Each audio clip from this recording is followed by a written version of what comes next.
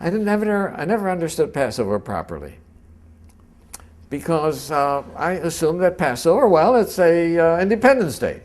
It's our celebration, you know? What? Well, why do we have to celebrate for 8 days instead of 1 day? Okay.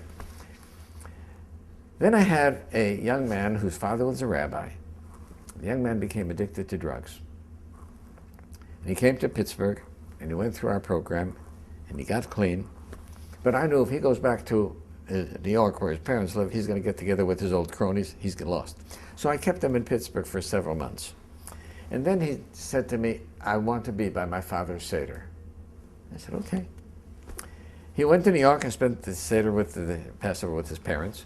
And then he came back, and he said, when my father started reading the Haggadah, and he started saying, we were slaves unto...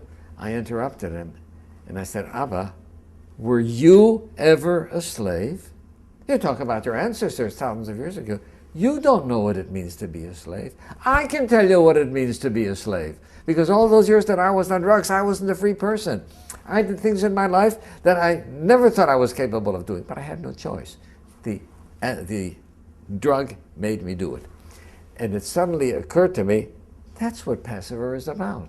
You can be a slave to Pharaoh, right? You can be a slave to cigarettes. You can be a slave to alcohol. You can be a slave to cocaine. You can be a slave to making money. You can be a slave to anything. You can be a slave to yourself. And what Passover is really about is a feast of liberation, not from a particular despot, but a liberation, right? Be free to be what you can be and what you want to be. And don't allow anything to take your freedom away.